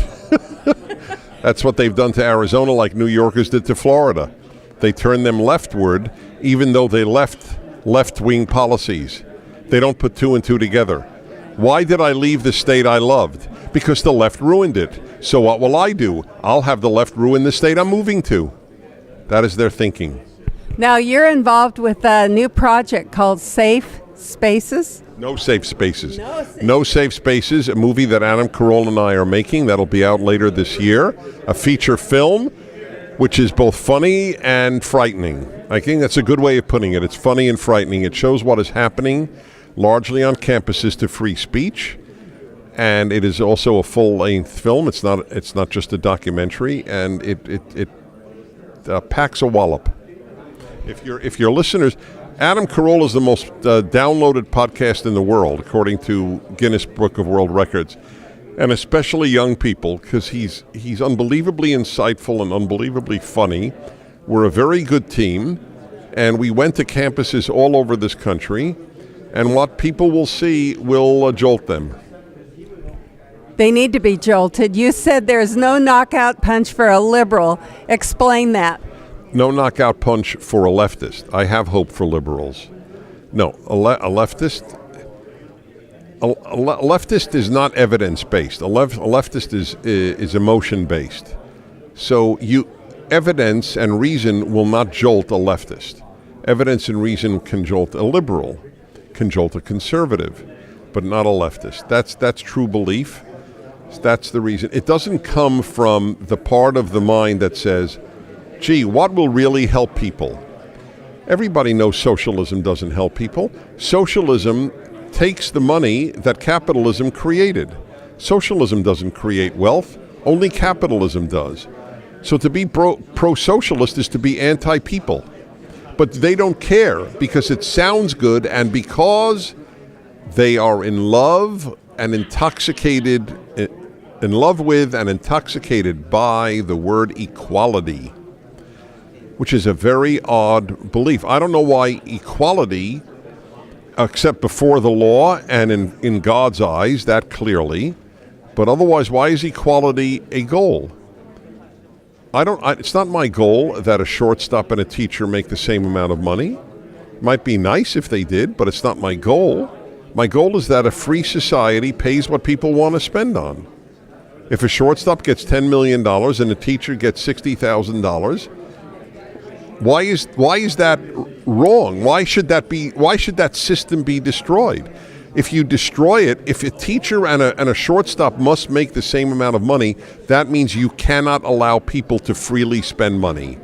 And some people who think that they are better than you and me will determine where all the money goes. That's scary. That's communism. Well, what's even scarier to me is my mother told me, honey, get over it. There's no such thing as fair. This idea of equality is somehow hooked up with this. Everything's got to be fair. Well, life isn't fair. That's what my mother told me. So now I'm wondering about families. If that's the philosophy that they're going by, equality and fairness, what happened to the family here? Well, I'm going to come to the family in a second. I just want to say one more word about equality. The bloodiest century in human history was the 20th century, with all the communist genocides and the Nazi genocide of the Jews. Except for the Nazi genocide of the Jews and the mass murder of the Armenians by the Turks, every 90% of the mass murder of people was done in the name of equality. College students are taught that more people were killed in the name of God than in the name of anything else. That's a lie. More people were killed in the name of equality than in the name of anything else. And it's inevitable. That's why one of the many reasons I fear the egalitarianism of the left. The family, as I said in my speech here at CPAC, the left has no interest in the family as it has been understood. In fact, if you even advocate the nuclear family, a father, mother, and children, you are considered a hater. This is new in human history, truly new. It's evil to say that the ideal is a mother and a father and children, a married mother, father, and children. That's the ideal. My wife was a single mother. She was terrific. But she doesn't deny for a minute the ideal is a mother and father and children. I am my wife and I are godparents to a gay couple's children. But they know that I believe the ideal is a mother and father. So it's not only not hatred, it has nothing to do with hatred. You don't love people if you don't believe there's an ideal way to make a family structure. It really does call into question the whole idea of traditional family values, Americanism, patriotism. The left just doesn't seem to get any of that. Oh, they get it. They want to get rid of it. Oh, they get it. Believe me, they get it, and they know that they are opposed to it. They don't like America. They don't like the family. Unless it's anything that anybody wants to call a family. Yep. Well, you heard it. You heard it here first from Dennis Prager on Conservative Commandos radio show. If we're ever in question about what the left wants and doesn't want, there's no question anymore because we've got it from Dennis Prager. How can people follow you, Dennis? How can they see No Safe Spaces? Just tell us a little bit more about how our audience can be tuned up with Dennis Prager University. All right, Prager University videos, 5 minutes each. We had 1 billion views last year. It is the largest non-left video maker on earth. And that's why YouTube is trying to shut us down. They put us on the restricted list. 80 of our 5-minute videos are lumped with pornography on Google YouTube. Things like Alan Dershowitz, a liberal Harvard law professor defending Israel's existence. It's on the hate watch list, if you will. It's very, very frightening stuff. But anyway, Prager University changes young people's minds. 65% of our 1 billion views are people under 35. Then there is my national radio show, which is all over the country. People can certainly listen to it, even if they don't have it in a local station on the internet. And I am particularly encouraging of 2 other things, that they see No Safe Spaces. Here is a chance not only to learn and laugh with a great film, but support conservative filmmaking. That's really important.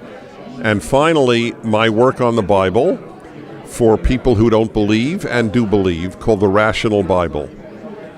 Read the reviews. All I ask people, read the reviews on Amazon to see how it has touched people's lives. The Rational Bible.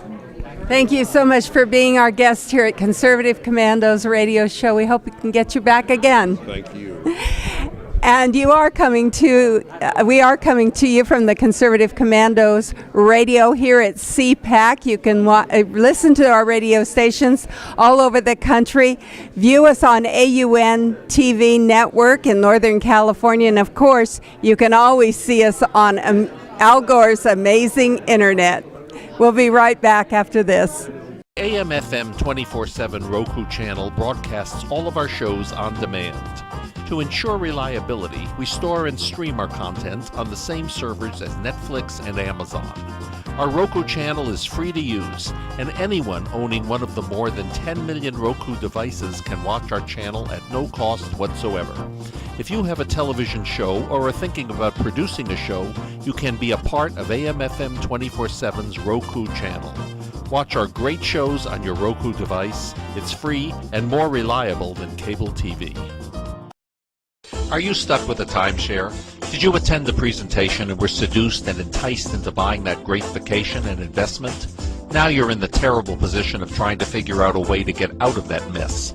You're not alone. For over 15 years, BuyYourTimeshare.com has been helping people like yourself get out of timeshare ownership. The fact is, there is no resale market. Unscrupulous telemarketers call you and say they have buyers waiting, and the next thing that happens is you give them hundreds of dollars for an ad, and you'll never hear from them again. Another fact is that an identical timeshare to yours is being offered on eBay for $1, and no one is buying it. If you want out of your timeshare, I urge you to go to BuyYourTimeshare.com or call them at 877-94-HELP-ME. That number again is 877-94-HELP-ME. BuyYourTimeshare.com. That's BuyYourTimeshare.com. 877-94-HELP-ME. Dish TV is better than cable TV. Here's why. Dish has the nation's lowest TV price, along with an award-winning DVR that can skip commercials, record 8 shows at once, and get access to thousands of movies at your fingertips. Cable simply can't even compare. So the smart choice is to cut the cable and get Dish. Plus, you get all these great TV features, free HD DVR upgrade, free installation, and free movie channels. Say goodbye to cable and get more with Dish TV. 877-290-7764, 877-290-7764. As an added bonus, you can switch to Dish now and receive a $50 Visa gift card. So call now and get Dish TV. Call 877-290-7764, 877-290-7764. That's 877-290-7764. Limited time offer, 24-month commitment and credit qualification required. Cancellation fee, monthly equipment fees, and other restrictions apply. Promotion can change at any time. My healthcare costs were going to double this year. Doubled. It was down to healthcare or my student loans. I found a better way. It's neighbors helping neighbors. Liberty Health Share. It's freedom from insurance. At Liberty Health Share, we support each other and keep health costs down. We're changing the way you're paying for health care. This is the way it should be. We're all in this together.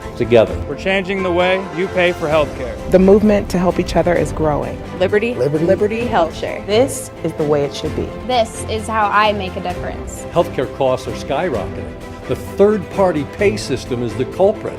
It's taking money out of our pockets. Liberty Health Share has solved that issue by being self-pay patients sharing our medical bills. Liberty Health Share is a grassroots movement all across America where people are abandoning the insurance model and instead are meeting each other's costs in community with one another. Welcome, listeners. Welcome back to Conservative Commandos radio show here on the last day of CPAC. And we've still got great guests coming in. In fact, we've got one for you right now. He is Corey Duncan, and his group is Grassroots Conservative Association Group. Welcome to Conservative Commandos radio show. Thank you. It's a pleasure to be here. God bless everyone out there. And it's another great day in this country, and I'm just happy, just so excited to see the president earlier. It was I'm still, I'm a person that generally I don't get this queasy in the stomach, but to see him up close, I never saw. It's not very many times you get to see the president, even from 14 rows back. But it was still exciting. It was exciting. But you're doing exciting things out here. Grassroots Conservative Association Group. Talk to me a little bit about that. Oh, sure. I'm retired Colonel of the United States Marine Corps, Corey Duncan, and I'm the founder of the Grassroots Conservative Association Group. My beautiful wife Anna is the co-founder of the association. What we advocate is God, family, country, education, and unity. We have several schools that we're Christian conservative prep schools that we're opening around the country, 2 this year, and 3 more, and then our trade schools in the Bronx, New York, back home in my home of Queens, New York, and Atlanta, Georgia, and also in Miami, Florida. And what we are is dedicated to young Americans to make sure that they get the proper education, the right curriculum, because you know what, it's all about education. Education is power, and power is education. You have to be solely dedicated to this and understand exactly what you have to do to take and get this country back to where it used to be. And I'm just so excited. We have so many projects that's on the slate for the next 5, 10, 15, 20 years out.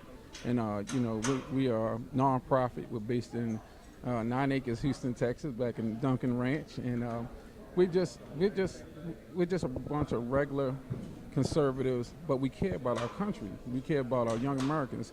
So to anyone out there, if you have grandchildren, children, it changes the whole plateau of things, and you have to understand that you have to wonder about whether you want to be a legend or have a legacy. I'd rather have a legacy.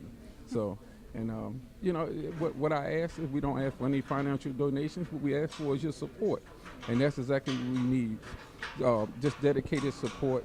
We're not into politics. I mean, I always say this. My wife gets on me about saying that. But we love President Trump, and we love all conservatives. But the thing of it is that President Trump needs our support. But us as us as United States citizens need to take and change the narrative of the way our children being taught about liberalism and socialism to think that it's trendy. No, it's not trendy. And hard work pays off. And I know a lot of people out there might think I'm corny about what I'm saying, but the thing of it is that if you teach children young, they'll grow older.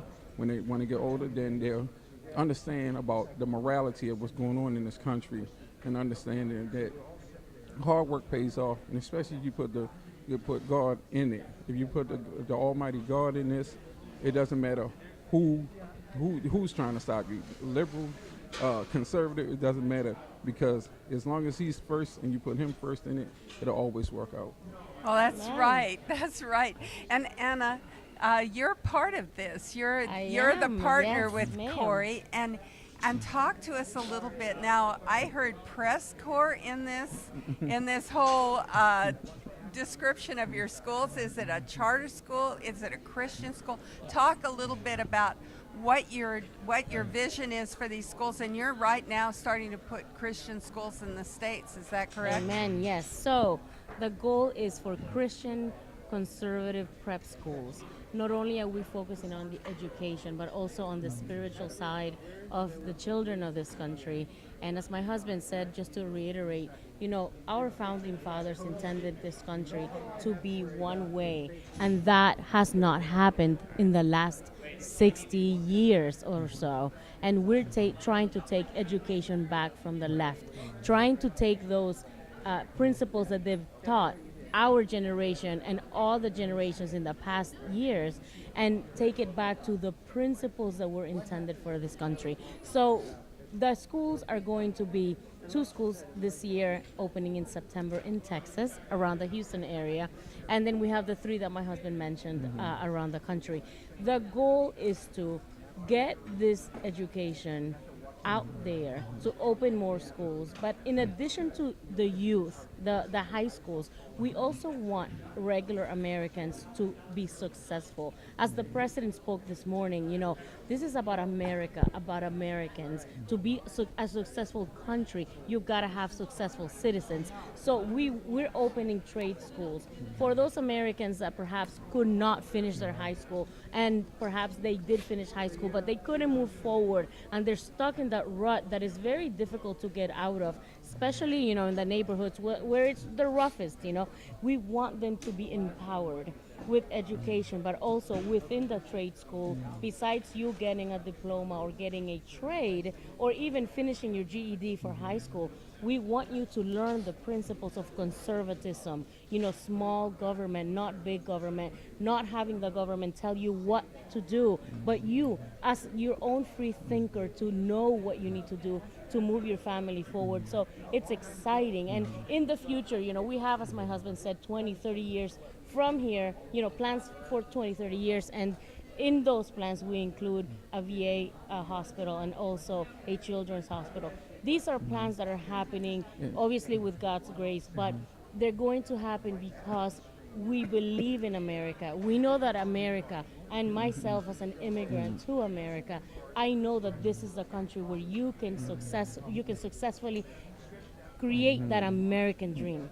This is the only country that affords you that dream, and we're doing so and helping others. Well, this is exciting for me, Anna, for you to say, I'm an immigrant. Tell us where you immigrated from, how you did that, and what makes you such a strong American. Absolutely. So my family is from Nicaragua, a communist-torn country, and my dad is an ex-prisoner because he did not believe in the communist movement. So we migrated to the U.S. back in the 80s. So I was a small kid, but my parents always taught us freedom is your number one thing. You've got to seek that. Otherwise, you're shut out from everything that you do. What makes us great Americans? The fact that this country, as President Trump says every day, took us in. They allowed us to come in. They allowed us to adhere to the American country, the American way, to love this country for what it is and what it affords us. I fully understand the whole immigration thing that's going on now. And President Trump is right when he says we need legal immigration, but we need it from people that are going to come in this country to make it better, not to get it worse. We don't need bad. We already have our own that we need to take care of, right? Yes, that's right. We love America. I can tell you my family has been a successful family. We went to Texas, Arlington, Texas, in the 80s. My dad had $100 in his pocket, 4 children and a wife. And guess what? The 4 kids are now all professionals. The parents are doing just fine. No one can tell us that the American dream is not alive, because not only did I live it as a kid, my parents lived it, and I'm living it as we speak. And now you're giving back, and we're having to wrap this up. I told you it would be quick, and it always is when we get into a conversation. I want you to tell us, Corey, how we can follow you, how we can learn more about your group, and also how we can get one of your prep schools in our area, because you're right on. We need to prepare the next generation to be great Americans. Amen. Okay, www.conservativegen.com. We ask that you follow us at that website. My beautiful wife Anna and her Empowered Women, and my Empowered Men is coming up in the next couple of weeks. We just ask that we're not in this for any kind of financial gain. What we're in it for is the preservation of our young Americans, and also all patriots and all Americans. We don't care if you're a Democrat or Republican. We could care less about that. What we care about is making this country economically strong, and also our young Americans that get the proper education so they can live the dream of being self-sufficient and not dependent on government. Amen. So make education great again. We're going to leave it right there. Thank you so much, Anna and Corey Duncan, for being our guests here on Conservative Commandos Radio Show. We are coming to you from CPAC. We'll be able to see us on the internet, of course on AUN TV and ccrshow.com. My healthcare costs were going to double this year. Doubled.